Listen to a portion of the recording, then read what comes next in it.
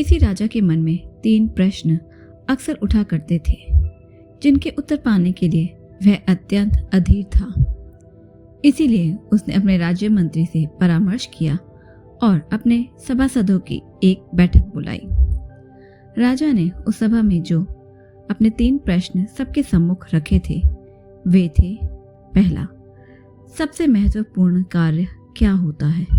दूसरा, परामर्श के लिए सबसे महत्वपूर्ण व्यक्ति कौन होता है? तीसरा, किसी भी निश्चित कार्य को करने का महत्वपूर्ण समय कौन सा होता है? कोई भी राजा के प्रश्नों का संतोषजनक उत्तर न दे पाया, लेकिन उस सभा में राजा को एक ऐसे सन्यासी के बारे में पता चला जो सुदूर जंगल में एक कुटिया में रहते थे और सबकी जिज्ञासा का समाधान करने में समर्थ थे। राजा भी साधारण वेश में अपने कुछ सैनिकों एवं गुप्तचरों को साथ लेकर चल दिया उस सन्यासी के दर्शनों के लिए। दिल में एक ही आस थी कि अब उसे अपने प्रश्नों के उत्तर अवश्य ही मिल जाएंगे।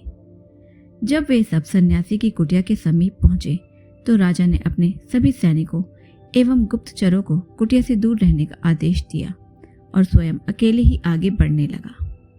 राजा ने देखा कि अपनी कुटिया के समीप ही सन्यासी खेत में कुदाल चला रहे हैं।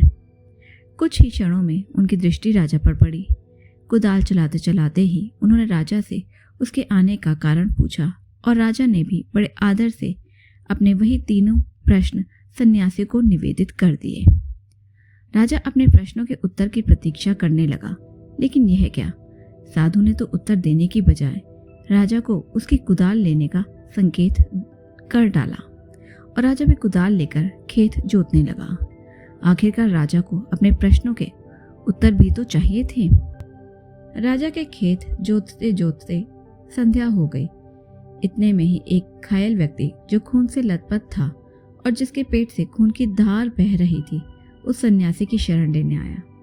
अब सन्यासी एवं राजा दोनों ने मिलकर उस घायल की मरहम पट्टी की। दर्द से कुछ राहत मिली तो घायल सो गया।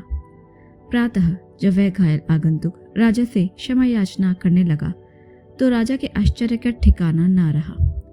आगंतुक राजा की स्थिति देख तत्काल अपना परिचय देते हुए बोला, कल तक आपको मैं अपना घोर शत्रु मानता था, क्योंकि आपने मेरे भाई को फांसी की सजा दी थी।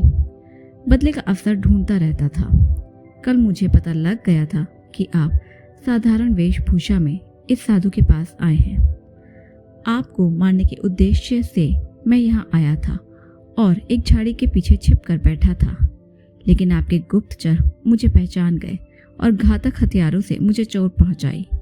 लेकिन आपने अपना शत्रु होने के बावजूद भी मेरे प्राणों की रक्षा करी। परिणामतः मेरे मन का द्वेष समाप्त हो गया है। अब मैं आपके चरणों का सेवक बन गया हूँ। आप चाहे दंड दे अथवा मुझे क्षमा दे, यह आपकी इच्छा। घायल की बात सुनकर राजा स्तब्ध रह गया और मन ही मन इस अप्रत्याशित ईश्वरी सहयोग के लिए प्रभु का धन्यवाद करने लगा। सन्यासी मुस्कुराया और राजा से कहने लगा, राजन, क्या अभी भी आपको अपने प्रश्नों के उत्तर नहीं मिले? राजा कुछ दुविधा में दिखाई दे रहा था, इसीलिए सन्यासी ने ही बात आगे बढ़ाई। आपके पहले प्रश्न का उत्तर है, सबसे महत्वपूर्ण कार्य वही होता है जो हमारे सामने होता है। जैसे आपने मुझे खेत जोतने में सहयोग दिया। यदि आप मुझे सहानुभूति ना दिखाते तो आपके जीवन की रक्षा न हो पाती। आपका दूसरा प्रश्न था कि परामर्श के लिए कौन महत्वपूर्ण होता है, जिसका उत्तर आपको स्वयं ही मिल चुका है। तीसरे प्रश्न का उत्तर यही है कि किसी भी निश्चय कार्य को करने का महत्वपूर्ण समय होता है अभी। यह कहानी हमें सावधान करती है कि वर्तमान के महत्व को कभी भी नहीं भूलना चाहिए। भविष्य की चिंता में वर्तमान यदि बिगड़ गया तो हम हाथ ही मलते रह जाएंगे।